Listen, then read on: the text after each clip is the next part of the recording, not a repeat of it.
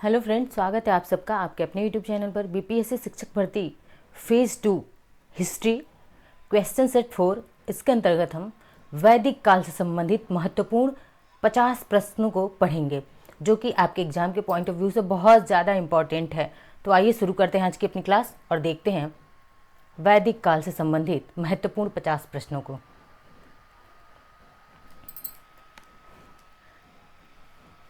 सबसे पहला प्रश्न है कि वेदों की संख्या कितनी है। तो कितने वेद हैं? तो वेदों की संख्या कितनी है? 4 वेद हैं। कितने वेद हैं? 4 वेद हैं। कौन कौन से? तो ऋग्वेद है, यजुर्वेद है, सामवेद है और अथर्ववेद है। कौन कौन से? ऋग्वेद, यजुर्वेद, सामवेद और अथर्ववेद। पूछता है सामवेद का संबंध किससे है? प्रश्न पूछा जाता है कि सामवेद किससे संबंधित है। तो किस विधा से संबंधित है सामवेद? तो सामवेद जो है संगीत से। किससे है? संगीत या फिर गान इसको कहते हैं, संगीत से संबंधित है। अथर्ववेद क्या है? तो सबसे अंतिम में लिखा गया वेद कौन सा है? अथर्ववेद है, जो अंतिम में लिखा गया है। दूसरा प्रश्न देखते हैं कि सबसे पुराना वेद कौन सा है, यानी कि सबसे पुराना वेद कौन सा माना जाता है? तो ऋग्वेद को सबसे पुराना वेद माना जाता है। ऋग्वेद में मंडल कितने हैं? तो मंडल कितने हैं? 10 मंडल हैं। ऋग्वेद में 10 मंडल हैं। और कितने सूक्त हैं? तो 1028। कितने हैं? 1028 सूक्त हैं। ठीक है, इतने सूक्त हैं और 10 मंडल हैं। आगे बढ़ते हैं, देखते हैं गायत्री मंत्र का उल्लेख किस वेद में मिलता है। तो गायत्री मंत्र का उल्लेख किस वेद में मिलता है? ऋग्वेद में ही हमें क्या मिलता है? सबसे पुराना वेद भी है ऋग्वेद, और इसी में गायत्री मंत्र का उल्लेख मिलता है। इसमें 1028 सूक्त हैं और 10 मंडल हैं। आगे देखते हैं गायत्री मंत्र का उल्लेख ऋग्वेद के किस मंडल में है। तो ऋग्वेद में कितने मंडल है? 10 मंडल है। और इस 10 मंडल में से किस मंडल में है ऋग्वेद का उल्लेख? तो तीसरे मंडल में है। ऋग्वेद में सबसे पवित्र नदी किसे माना गया है? तो सबसे पवित्र नदी किसे? सरस्वती नदी को माना गया है, जो वर्तमान समय में क्या हो गई हैं? लुप्त हो गई हैं। सबसे नया वेद कौन सा है? तो सबसे नया वेद अथर्ववेद है। या फिर पूछे जाए कि सबसे अंतिम में जोड़ा गया वेद कौन सा है? तो सबसे अंतिम में अगर किसी वेद को जोड़ा गया तो अथर्ववेद था। या फिर सबसे नया या फिर सबसे अंतिम कौन सा वेद है? अथर्ववेद है। इसमें क्या है? इसमें व्हाइट मैजिक, ब्लैक मैजिक इत्यादि के बारे में बातें की गई हैं अथर्ववेद में।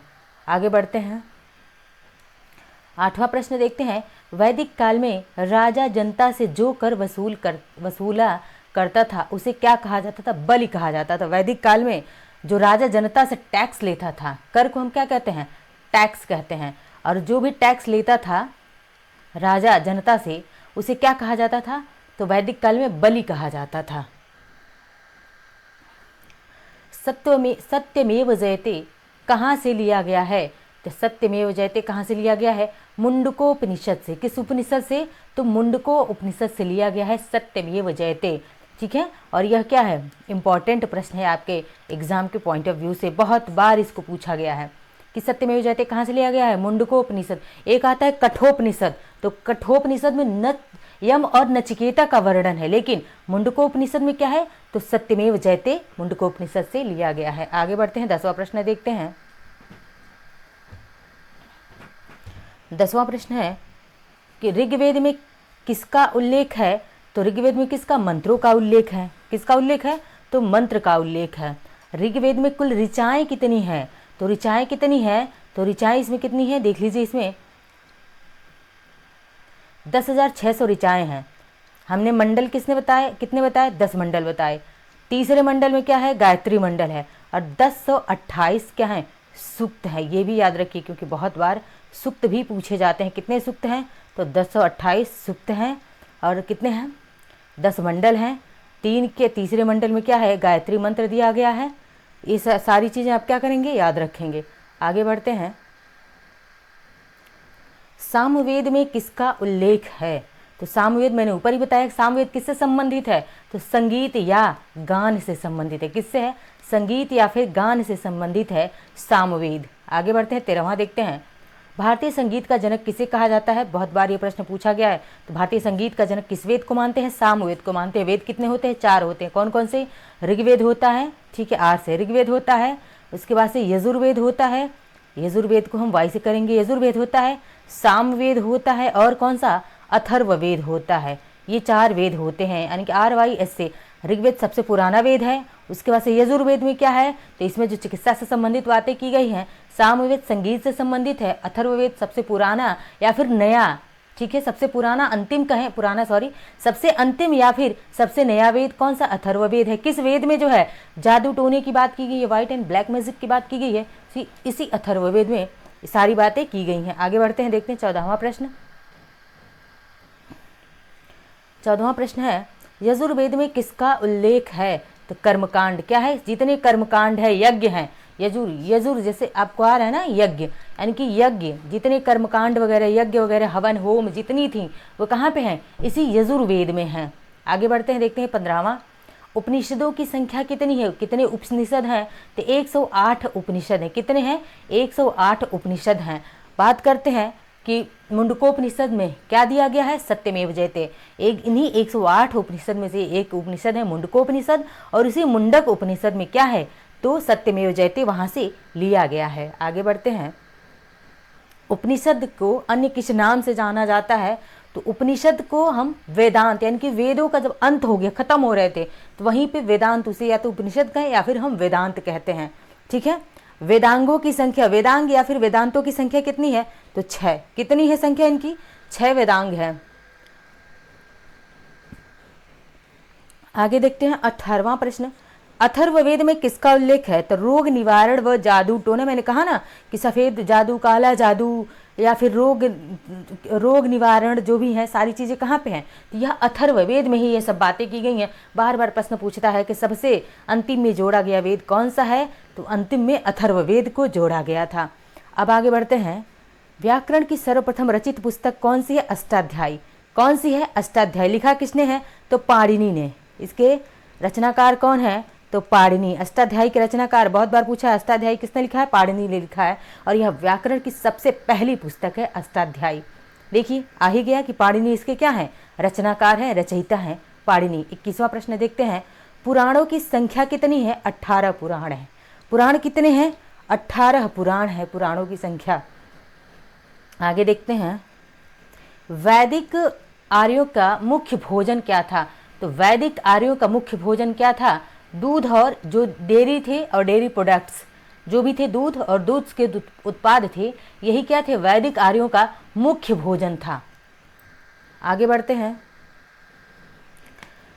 कौन सा, 23वां प्रश्न है कि कौन सा अन्न मनुष्य द्वारा सबसे पहले, अन्य नहीं रहेगा, अन्न रहेगा। क्या रहेगा ये, अन्न। ठीक है, मैं यहाँ लिखती हूँ अन्न। ठीक है, यानी कि ग्रेन की बात कर रहा है कि कौन सा अन्न मनुष्य द्वारा सबसे पहले प्रयोग में लाया गया था, तो सबसे पहले प्रयोग में लाया गया जौ था, जिसे वैदिक काल में यव भी कहा जाता था। क्या कहा जाता था, यव भी कहा जाता था।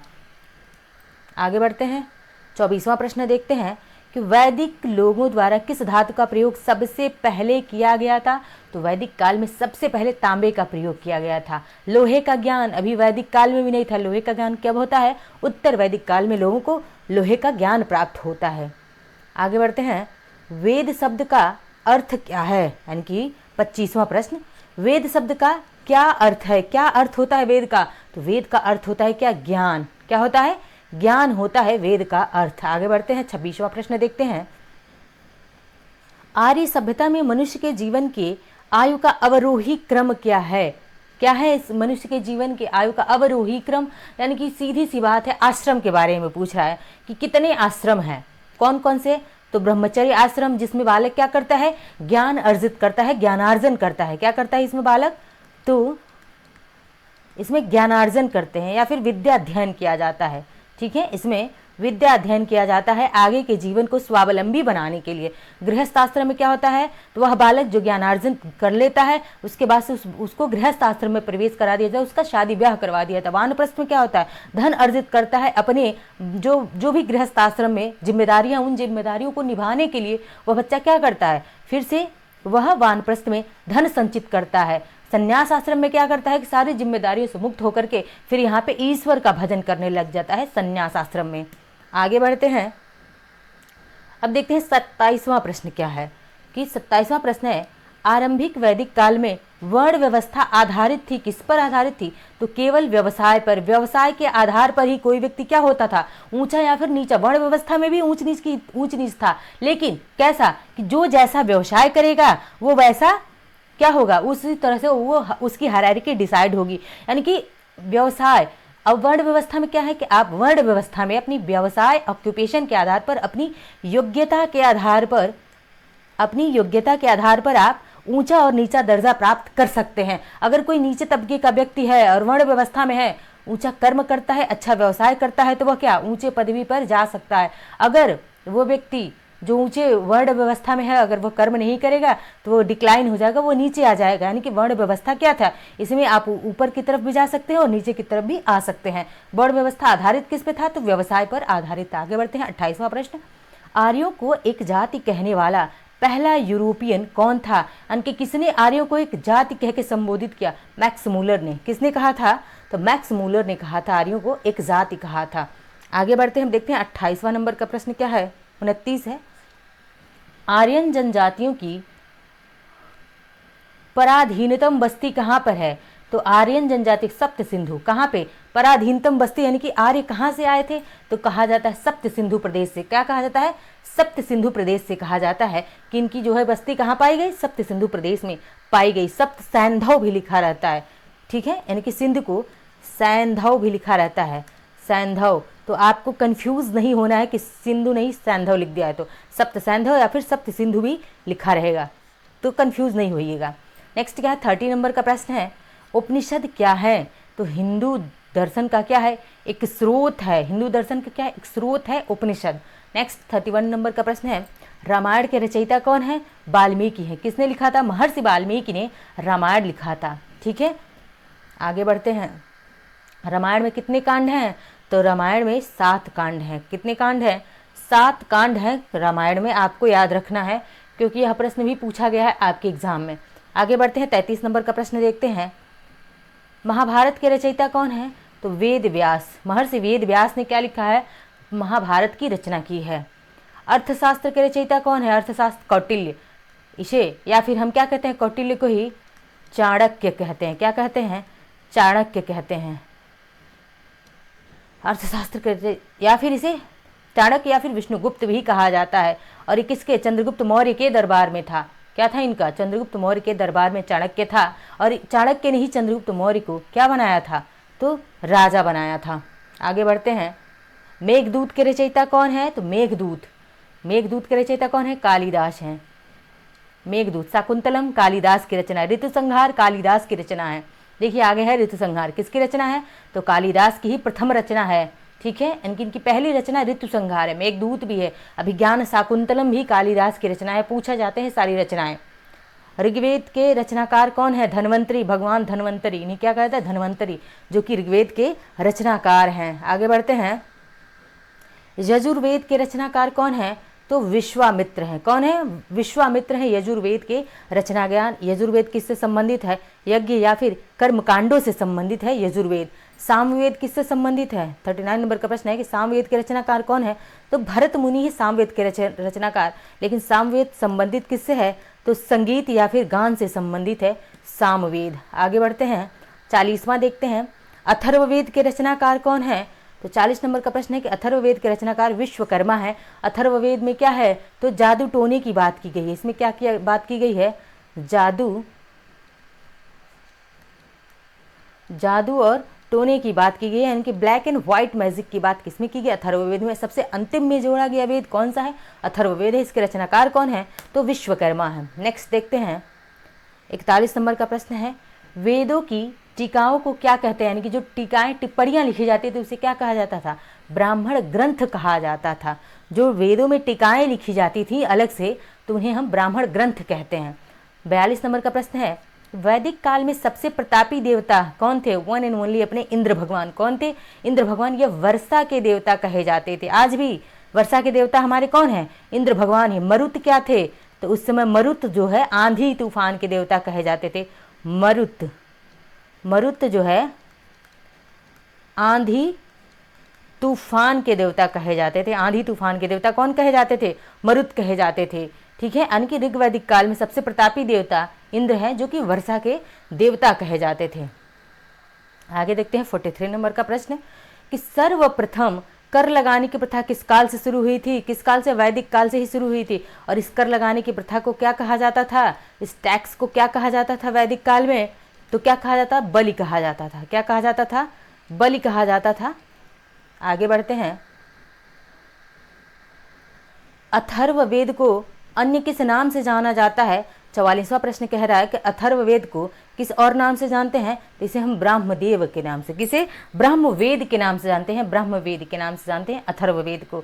अथर्व यानी कि अंतिम में जोड़ा गया, सबसे अंतिम में जोड़ा गया वेद अथर्ववेद है। जादू टोने की बात किसमें की गई है? अथर्ववेद में की गई है। ओम कहाँ से लिया गया है? तो बृहदारण्यक से। कहाँ से? बृहदारण्यक से लिया गया है ओम। मुंडकोपनिषद से क्या लिया गया है? तो सत्यमेव जयते। याद रखिएगा ये सारी चीज़ें। अब देखते हैं, वैदिक युग में यव कहा जाता था। मैंने बताया कि जव को ही यव कहा जाता था। 47वां प्रश्न है, मनुस्मृति की रचना किसने की थी? तो स्वयं मनु ने मनुस्मृति की रचना की थी। आगे बढ़ते हैं, देखते हैं 48वां प्रश्न है कि योग दर्शन के प्रतिपादक कौन है? तो योग के प्रतिपादक कौन है? पतंजलि हैं। कौन है? पतंजलि ने योग का प्रतिपादन किया था। आगे बढ़ते हैं, देखते हैं 47वां, आर्यों ने सबसे पहले किस धातु को खोजा था? तो आर्यों ने सबसे पहले लोहे की खोज करी थी। किसकी खोज करी थी? लोहे की खोज करी थी आर्यों ने। आगे बढ़ते हैं, 50वां प्रश्न देखते हैं, कृष्ण भक्ति का प्रथम प्रधान ग्रंथ किसे माना जाता है? भगवद गीता। भगवद गीता में ही कृष्ण भक्ति का प्रथम प्रधान ग्रंथ माना जाता है। और भगवद गीता में किस पर? कर्म पर ज्यादा बल दिया गया है कि कर्म करो की बात की गई है, फल की चिंता ना करो। आज का अंतिम और सबसे इंपॉर्टेंट प्रश्न क्या है कि 51वां, ऋग्वेद में अघन्य शब्द का प्रयोग किस पशु के लिए किया गया है? तो गाय को अघन्या माना जाता था। और ये क्या है? वेरी वेरी इंपॉर्टेंट प्रश्न है कि ऋग्वेद में अघन्या शब्द का अर्थ ही पूछा गया है। अघन्या शब्द का यानी कि मारने योग्य नहीं। क्या है? अघन्या का मतलब होता है मारने योग्य नहीं, मतलब हत्या ना कर की जाए इसकी, गाय की, यही होता है अघन्या का मतलब। तो कौन ऋग्वेद में किसको अघन्या माना गया है? किस पशु को? तो गाय को अघन्या माना गया है ऋग्वेद में। तो ये थे ऋग्वेद से संबंधित हमारे महत्वपूर्ण 51 प्रश्न। आई होप क्लास आपको पसंद आई होगी। पसंद आए लाइक से सब्सक्राइब कमेंट करते रहिए। मिलते हैं अगले ज्योग्राफी के लेक्चर में। धन्यवाद।